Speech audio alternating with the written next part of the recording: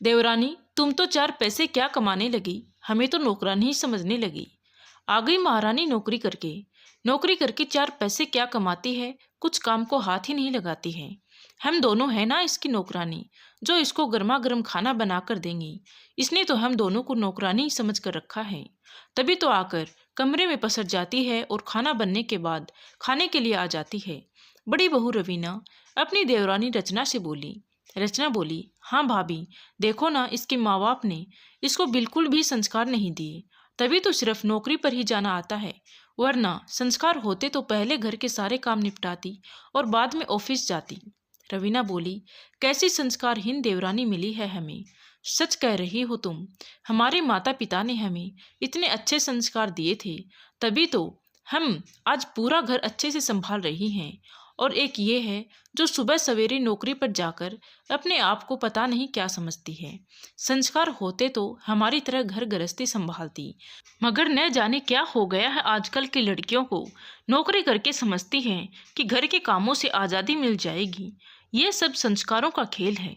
रचना बोली, भाभी, हमें कुछ ना कुछ तो करना पड़ेगा, वरना हमारे घर की यह छोटी बहू रिंकू पूरे घर पर राज करेगी और हम दोनों जिंदगी भर इसकी गुलामी करते रहेंगे। रवीना बोली, रचना, इसका भी उपाय सोच रखा है मैंने। अब तक तो माँ जी यही कहती थी कि अरे छोटी बहू अभी नई नई आई है, धीरे धीरे सब सीख जाएगी। मगर अब तो रिंकू की शादी को 5 महीने हो गए हैं। शादी के बाद 2 महीने तो रिंकू ने घूमने फिरने और अपने मायके आने जाने में ही निकाल दिए और फिर अपनी नौकरी ज्वाइन करके बैठ गई। चलो यहाँ तक भी ठीक था, मगर अब घर के काम भी नहीं करती। आज रात माँ जी से इसकी शिकायत ना करी तो मेरा नाम भी रवीना नहीं। तभी रिंकू अपने कमरे से रसोई में आकर बोली, भाभी, आजकल ऑफिस में काम बहुत बढ़ गया है। अच्छा हुआ जो आप दोनों हो, वरना ना जाने मैं घर और ऑफिस दोनों कैसे मैनेज कर पाती। मंझली बहू रचना बोली, रिंकू, तुम्हें ऑफिस में भला करना ही क्या होता है, पूरे दिन बैठी ही तो रहती होगी। मगर यहाँ हम दोनों बेचारी पूरे दिन लगी रहती हैं। तुमसे ज़्यादा थकान का काम तो हम करते हैं, फिर भी तुम्हारी तरह कभी भी काम की शिकायत नहीं करती। रवीना भी कहाँ चुप रहने वाली थी। वो बोली, हाँ रिंकू, रचना बिल्कुल सही कह रही है। तुम तो ऑफिस से आकर बिस्तर पर फैल जाती हो। रिंकू को अपनी दोनों जेठानियों के मुंह से निकले ये सब समझ तो आ रहे थे, मगर वह समझना नहीं चाहती थी, क्योंकि वह घर में कोई बखेड़ा खड़ा नहीं करना चाहती थी। इसीलिए रिंकू बात को टालते हुए बोली, अरे वाह भाभी, पालक की सब्जी बनाई है आज आप लोगों ने। मुझे पालक की सब्जी बहुत पसंद है। रवीना रचना को धीरे से बोली, देखो, इसको तो कोई लाज शर्म भी नहीं है, वरना इतनी सीरियस बात पर भी सब्जी कौन सी बनी है इसकी पड़ी है। रचना बोली, भाभी, ये जानबूझकर हमारे मुंह नहीं लगना चाहती, क्योंकि इसको तो अब बना बनाया खाना खाने की आदत बन चुकी है। ये भला हमसे बिगाड़ कर अपने पैरों पर कुल्हाड़ी क्यों मारेगी। और रही बात लाज शर्म की, तो संस्कार गिरवी छोड़ आई है अपने मायके में। बोलकर दोनों धीरे धीरे हंसने लगी। रात को रवीना और रचना दोनों अपनी सास मोहिनी जी के कमरे में आई तो मोहिनी जी बोली, आज इतनी रात को मेरे कमरे में क्यों आई हो। बड़ी बहू तुनक कर बोली, माँ जी, आपकी छोटी बहू रिंकी के बारे में कुछ बात करनी है। मोहिनी जी बोली, ऐसा क्या कर दिया रिंकू ने जो तुम दोनों को इतनी रात को आना पड़ा। तो रवीना बोली, माँ जी, वो तो सुबह सवेरे तैयार होकर नौकरी पर चली जाती है और शाम को देरी से वापस आती है, घर का कुछ कामकाज भी नहीं करती। अब आप ही बताइए, ऐसा कितने दिन तक चलता रहेगा। पीछे से रचना भी बोली, माँ जी, क्या हम दोनों बहुएं इस घर की नौकरानी हैं जो सारे दिन घर का काम करती रहें और वो महारानी सिर्फ कमाने चली जाए और आकर सिर्फ बिस्तर पर लेट जाए।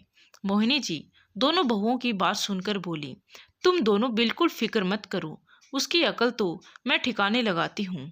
सास की बात सुनकर दोनों बहुएं खुश होकर अपने अपने कमरे में चली गई और दूसरे दिन का बेसब्री से इंतजार करने लगी कि देखते हैं कल माँ जी रिंकू की किस तरह से खबर लेगी। दूसरे दिन सुबह मोहिनी जी डाइनिंग टेबल पर बैठकर चाय पी रही थी। तभी रिंकू जैसे ही तैयार होकर अपने कमरे से बाहर आई तो मोहिनी जी बोली, बहू, माना कि तुम नौकरी करती हो, लेकिन नौकरी के साथ साथ घर के कामों में बराबर हाथ बटाना भी तुम्हारा फर्ज है। दोनों बड़ी बहुएं दिन भर घर में पीसती रहे और छोटी बहू सिर्फ कमाने पर ध्यान दे, ये तो गलत बात है ना। आज शाम से ही तेरे को भी इन दोनों के बराबर काम करना होगा, क्योंकि संयुक्त परिवार में हम सभी का बराबर का फर्ज बनता है। आज से तुम्हें भी अपनी भाभीयों की बराबर की मदद करनी होगी। उधर रसोई में से रवीना और रचना दोनों अपनी सास की बातें सुनकर बहुत खुश हो गई, और वहीं दूसरी तरफ रिंकू ये सब सुनकर उदास हो गई, क्योंकि ऑफिस से वापस आकर उसमें काम करने की क्षमता नहीं बचती थी। फिर भी सास की बात को टालना उसने सही नहीं समझा, इसीलिए वह चुप रही और उसने हाँ में हामी भर दी। शाम को जब रिंकू ऑफिस से आकर रसोई में गई तो उसने देखा कि दोनों भाभीयों ने कुछ भी काम करके नहीं रखा था। दोनों आराम से टीवी देख रही थी। रिंकू के रसोई में जाने के बाद वो दोनों भी रसोई में आई। रवीना बोली, रिंकू तुम पहले आटा गूंथ लो, सब्जी रचना काट देगी और मैं दाल बनाने की तैयारी करती हूँ। तीनों ने मिलकर खाना बनाया और अंत में सारे बर्तन रिंकू के लिए छोड़कर चली गई। रिंकू ने सारे बर्तन धोए और अपने कमरे में जाकर सो गई। सुबह देर से आंख खुली तो देखा 7 बज गए और 8 बजे निकलना है ऑफिस के लिए। रसोई में जाकर देखा तो दोनों भाभीयों ने कुछ भी नहीं किया था, आराम से चाय पी रही थी। रिंकू के पास ज़्यादा समय नहीं था, इसलिए उसने सभी के लिए पोहा बनाया और अपने टिफिन में पोहे पैक करके ऑफिस के लिए निकल गई। अब रोज रिंकू सुबह 5 बजे उठती और नाश्ता बनाकर ही ऑफिस जाती। शाम को आने के बाद भी सारा काम करके देरी से सोती। 1 महीने लगातार ऐसा काम करने से रिंकू बीमार पड़ गई। उसे लगातार इतनी मेहनत करते देख उसके पति प्रवीण को भी बहुत दुख हुआ, मगर संयुक्त परिवार में सबसे छोटा बेटा होने के कारण वह किसी से कुछ कहता भी नहीं था। दूसरे दिन प्रवीण अपनी पत्नी की घर के कामों में मदद करने लगा। यह देखकर दोनों बड़ी बहुएं जल भून गई। बड़ी बहू रवीना बोली, प्रवीण जी, आप पुरुष होकर अपनी पत्नी की घर के कामों में मदद कर रहे हो, किसी को बाहर भनक हुई तो क्या सोचेंगे आपके बारे में। फिर रचना आई और बोली, देवर जी, अब इतने भी जोरू के गुलाम मत बनिए कि घर के बाकी पुरुषों को भी आपको देखकर शर्म आ जाए। प्रवीण अपनी भाभीयों की ये बात सुनकर वहां से चुपचाप चला गया।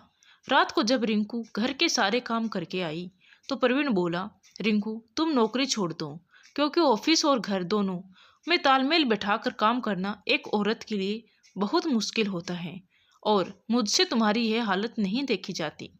रिंकू बोली, तुम मुझे नौकरी छोड़ने के लिए क्यों कह रहे हो? एक औरत के लिए घर और ऑफिस में तालमेल बैठाना इतना भी मुश्किल नहीं होता जितना मेरे लिए कर दिया गया है। प्रवीण बोला, मैं कुछ समझा नहीं। तो रिंकू बोली, प्रवीण, मैं संयुक्त परिवार से अलग होना चाहती हूँ ताकि मैं अपने हिसाब से अपना घर मैनेज कर पाऊँ। यहाँ जेठानियों और सास के राज में मुझसे ज़बरदस्ती ज़्यादा काम करवाया जाता है, क्योंकि सभी को लगता है कि मैं दिन भर करती ही क्या हूँ। अगर मैं अलग रहूँगी तो कम से कम अपने हिसाब से पूरा काम एडजस्ट कर सकती हूँ। प्रवीण बोला, रिंकू, पापा हमें कभी भी अलग रहने के लिए नहीं जाने देंगे। यह चीज़ उतनी आसान नहीं जितनी तुम्हें दिखाई दे रही है। रिंकू बोली, मैं पापा जी से बात करूँगी, क्योंकि मैं भी आप लोगों की तरह बाहर कमाने जाती हूँ। दूसरे ही दिन रिंकू ने अपने ससुर जी से अपने अलग रहने की बात की। यह बात सुनकर मणिलाल जी के साथ साथ बाकी घर वाले भी आश्चर्यचकित रह गए कि रिंकू ये कैसी बातें कर रही है। रवीना और रचना तो उसे पहले से ही संस्कारहीन कहती थी, अब तो उन्हें और भी मौका मिल गया। वह बोली, यह संस्कारहीन लड़की अब हमारा परिवार भी तुड़वा कर रहेगी। इतने सालों से जो परिवार एक साथ रह रहा था, अब इसके कारण बिखर जाएगा। मणिलाल जी ने माहौल को ठंडा करते हुए छोटी बहू रिंकू को कहा, बहू, तुम आखिर अलग क्यों होना चाहती हो? संयुक्त परिवार से तुम्हें क्या दिक्कत है? रिंकू बोली, पापा जी, आप जिस तरह दिन भर दुकान पर कमाने जाते हो, वैसे ही मैं भी 8 घंटे की ड्यूटी पर नौकरी करने जाती हूँ। फिर घर में भी जेठानियों के बराबर काम करती हूँ। मैं इतना सब कुछ कर कर थक हार जाती हूँ, इसलिए मैं अलग रहना चाहती हूँ ताकि मैं अपने मुताबिक अपने काम मैनेज कर पाऊँ। मणिलाल जी बोले, बेटा, यह संयुक्त परिवार वर्षों से आबाद रहा है। मैं इस परिवार को कभी बिखरने नहीं देना चाहता। खैर, तुम अभी ड्यूटी पर जाओ, हम सभी पुरुषों का भी दुकान पर जाने का समय हो गया है, मगर शाम तक मैं इस बात का कोई ना कोई हल जरूर सोचूंगा। रात को जब पूरे परिवार ने खाना खा लिया, तब मणिलाल जी ने अपनी पत्नी और अपने तीनों बेटों और तीनों बहुओं को बुलाया और बोले, आज मैं एक विशेष फैसला करने जा रहा हूँ और यह फैसला सभी को मानना पड़ेगा। मणिलाल जी अपनी पत्नी मोहिनी जी से बोले, मोहिनी, हम चारों पुरुष भी घर से बाहर दुकान पर कमाने जाते हैं, मगर तुम हमसे तो कभी भी काम करने को नहीं कहती। मोहिनी जी बोली, आप भी कैसी बहकी बहकी बातें कर रहे हो जी। भला आप पुरुष हैं, मैं आप लोगों को काम करने के लिए कैसे कह सकती हूँ। मणिलाल जी बोले कि छोटी बहू भी हमारे बराबर ही काम करती है। आज के बाद वो घर का कोई भी काम नहीं करेगी। यदि वो अपनी इच्छा से कोई छोटा मोटा काम करे तो वो अलग बात है। जो महिलाएं एकांकी परिवार में रहती हैं और वह बाहर नौकरी करने जाती हैं, वहाँ उन्हें अपने पति द्वारा भी घर के कामों में मदद मिलती है, मगर संयुक्त परिवार में तो ये भी मुमकिन नहीं।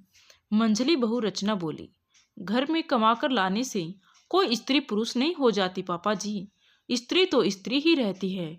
मणिलाल जी बोले, यदि छोटी बहू इतनी पढ़ाई करके घर के काम ही करे तो उसकी पढ़ाई का क्या फायदा, और 8 घंटे की ड्यूटी करके बाहर भी घिसे और घर में आकर भी काम करे तो वह आराम कब करेगी। तुम दोनों तो दोपहर को भी आराम कर लेती हो, मगर उसे तो वह भी नहीं मिलता। बड़ी बहू रवीना बोली, पापा जी, मतलब हम दोनों घर की नौकरानी बनकर रहें और ये महारानी बनकर बाहर जाकर कमाए। मणिलाल जी बोले, बड़ी बहू, फिर तो मैं भी कह सकता हूँ कि हम पांचों तुम्हारे नौकर हैं जो तुम्हें कमा कर खिला रहे हैं। और छोटी बहू रिंकू की शादी के पहले तो तुम्हें कभी नहीं लगा कि तुम इस घर की नौकरानी हो, तो अब क्यों लग रहा है ऐसा। एक व्यक्ति कोई भी एक काम ही ढंग से कर सकता है, या तो वह बाहर कमाए या घर का काम अच्छे से करे। दोनों बहुएं ये सब सुनकर चुप हो गई। मोहिनी जी को भी बहुत पश्चाताप हुआ कि दोनों बहुओं के बहकावे में आकर छोटी बहू रिंकू पर कितना सारा काम का बोझ डाल दिया। इस तरह मणिलाल जी के फैसले से एक संयुक्त परिवार बिखरने से बच गया। धन्यवाद दोस्तों। कहानी आपको कैसी लगी कमेंट करके ज़रूर बताएं। अच्छी लगी हो तो प्लीज़ वीडियो को लाइक शेयर व सब्सक्राइब ज़रूर करें। Thank you.